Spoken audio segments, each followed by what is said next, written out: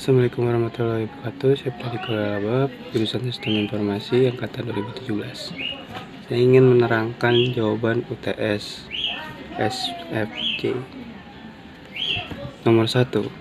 Perbandingan sistem konvensional dan sistem pakar. Sistem konvensional 1. Informasi dan pemrosesan umumnya digabung dalam satu program sekuensial. 2. Program tidak pernah salah kecuali program yang salah. Nomor 3. Tidak menjelaskan mengapa input dibutuhkan atau bagaimana hasil diproses. 4. Data harus lengkap. 5. Perubahan pada program merepotkan. 6. Sistem bekerja jika sudah lengkap. 7. Eksekusi secara algometrik atau algoritma mungkin step by step. 8. Manipulasi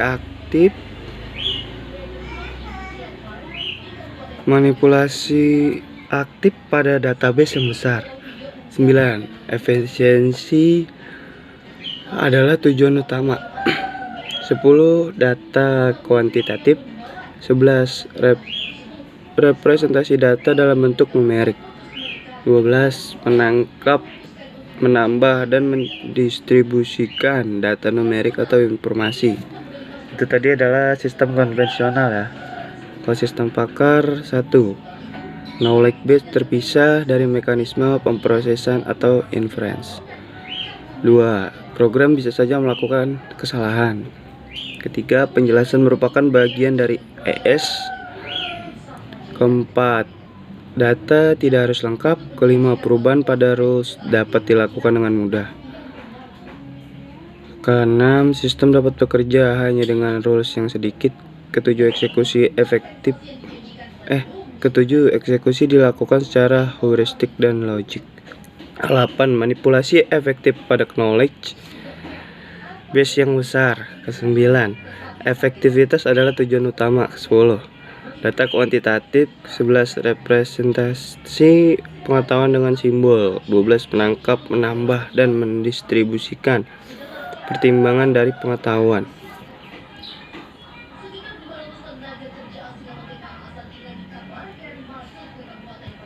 Saya lebih memilih sistem pakar karena tidak merepotkan dan sistem pakar dapat bekerja dengan mudah, lebih efektif dalam menyelesaikan tujuan yang lebih responsif. Jawaban nomor 2. Saya menjawab ya. Termasuk ke dalam sistem pendukung kecerdasan sistem cerdas atau intelligent system. Sistem cerdas atau SC atau intelligent system mempunyai hubungan erat dengan AI atau artificial intelligence dalam konsep algoritma, di mana perbedaan antara keduanya dari beberapa literatur menyebutkan bahwa perbedaan yang sangat mencolok antara SC dengan AI adalah terletak pada konsep dasarnya AI atau artificial intelligence membahas secara umum bagaimana struktur, cara berpikir, dan pola pikir sebuah algoritma. Sedangkan untuk SC itu sistem cerdas ya, merupakan terapan dari algoritma yang dihasilkan oleh AI. Nomor 3. Kelebihan dan kekurangan ya. Kelebihan dan kekurangan. Kelebihannya adalah bersifat permanen, tidak berubah, tergantung pada sistem komputer dan program. Dapat menyimpan berbagai informasi atau data tanpa adanya batasan, dapat disesuaikan dengan kebutuhan. Cepat dan akurat dalam mengerjakan suatu pekerjaan atau dalam sistem kerjanya. Kemampuan memecahkan masalah yang kompleks.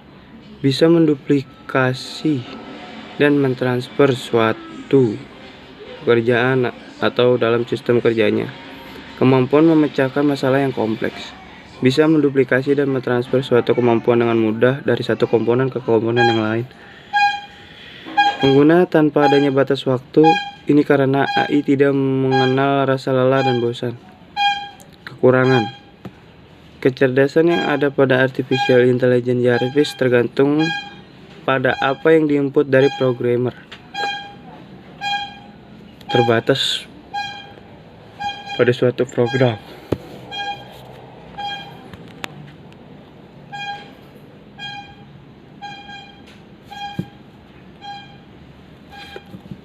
Terbatas pada suatu program ya. Tadi sampai mana?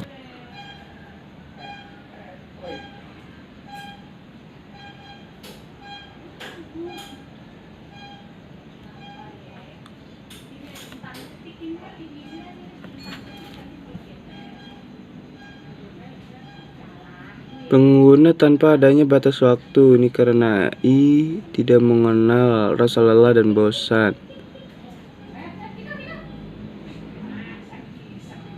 Itu tadi kelebihannya. Kekurangannya, udah sedikit baik lagi. Kekurangannya, kecerdasan yang ada pada artificial intelligence Jarvis tergantung pada apa yang diinput oleh programmer, terbatas pada suatu program. Tidak memiliki common sense. Common sense sendiri adalah kemampuan yang tidak hanya sekedar memproses sebuah informasi, melainkan mengerti akan informasi tersebut. Tidak memiliki, mati lagi.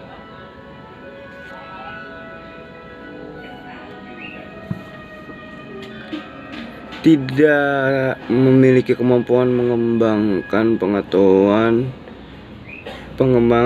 pengetahuan pada artificial intelligence tergantung pada sistem yang dibangun. Nomor 4, sudut pandang kecerdasan atau intelligence.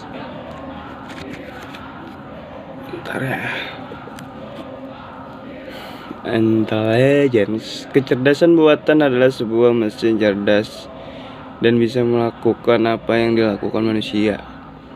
Sudut pandang penelitian, kecerdasan buatan adalah suatu studi yang membuat komputer bisa melakukan suatu sebaik apa yang dilakukan manusia. Sudut pandang pemrograman atau programming, kecerdasan buatan ialah suatu hal yang di dalamnya terdapat studi tentang pemrograman simbolik, proses pencarian atau search, dan pemecahan masalah. Sudut pandang bisnis, kecerdasan buatan merupakan suatu kumpulan peralatan yang bersifat sangat powerful atau kuat dan metodologis dalam menyelesaikan berbagai macam permasalahan bisnis. Menurut sistem pakar, menurut John McCarthy, kecerdasan buatan atau artificial intelligence menurut John McCarthy adalah memodelkan suatu proses berpikir manusia dan mendesain mesin supaya bisa menirukan perilaku manusia. Menurut A.I. Simon, kecerdasan buatan atau artificial intelligence adalah semua tempat penelitian, instruksi aplikasi yang berkaitan pemrograman komputer guna melakukan suatu hal yang dianggap cerdas oleh manusia. Menurut Rich and Knight, kecerdasan buatan menurut Rich and Knight adalah sebuah studi mengenai bagaimana cara agar suatu komputer melakukan hal-hal yang sangat dilakukan manusia. Menurut Encyclopedia Britannia, kecerdasan buatan menurut ensiklopedia ini, kecerdasan buatan merupakan sebuah bagian dari ilmu komputer yang dalam menampilkan suatu pengetahuan lebih banyak memakai simbol daripada bilangan atau bilangan dalam menjalankan suatu informasi berpedoman pada metode numerik. Menurut M.C. Scale, kecerdasan buatan atau artificial intelligence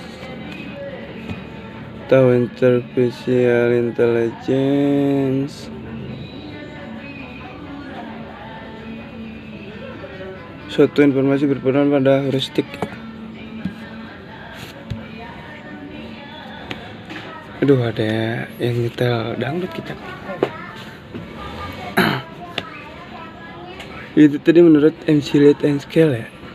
Kecerdasan buatan atau artificial intelligence adalah suatu kegiatan penyediaan mesin seperti komputer yang mempunyai kemampuan untuk menampilkan sebuah perilaku di mana akan terlihat yang dianggap sama cerdasnya dengan manusia. Nomor 5 adalah video comment ya. Nomor 5 jawaban saya adalah voice comment. Voice comment ini sudah sangat menarik digunakan pada smartphone. Ini adalah fitur di mana kita bisa memerintahkan sebuah ponsel untuk mengerjakan suatu melalui perintah suara. Tidak perlu mengoperasikan tombol navigasi ataupun menyuruh layar touchscreen dengan stylus. Hanya butuh suara Anda. Voice comment juga dapat digunakan untuk menjawab atau menolak panggilan, mengubah profil dan menjalankan aplikasi. Misalkan kita mau pakai aplikasi voice comment untuk mengaktifkan Bluetooth, tinggal edit saja komennya dengan lafal yang mudah kita ucapkan, misalnya dengan ganti kata aktifkan untuk Bluetooth. 2. Komputer hologram. Pada awal tahun 2011 beredar munculnya teknologi hologram, tapi baru-baru ini di penghujung tahun 2011 Microsoft membuat sebuah terobosan dengan teknologi yang diberi nama Microsoft Surface, di mana sebuah kombinasi antara meja, komputer, kamera, dan touch sensitivity berukuran sebesar yang memungkinkan berguna untuk berinteraksi untuk berbagai aktivitas pada meja besar yang menggunakan LCD touchscreen 40 inci. Microsoft perangkat tersebut dan menampilkan informasi mengenai perangkat serta kemungkinan untuk memilih model yang berbeda. Yang ketiga, cloud computing. Cloud computing secara kata bila diterjemahkan ke dalam bahasa Indonesia dapat berbunyi komputer awan ya? Iya, cloud computing. Benar. Namun sampai sekarang ini mungkin belum memiliki definisi ilmiah ataupun pengertian pokok yang jelas, kecuali sebuah konsep pemahaman dalam rangka beragam aplikasi maupun data dan media penyimpanan yang dapat diakses dan digunakan secara berbagi dan bersamaan oleh pengguna yang beragam, mulai dari perseorangan sampai kepada kelas pengguna korporasi atau perusahaan. Itu jawaban dari saya. Wassalamualaikum warahmatullahi wabarakatuh. 13 menit.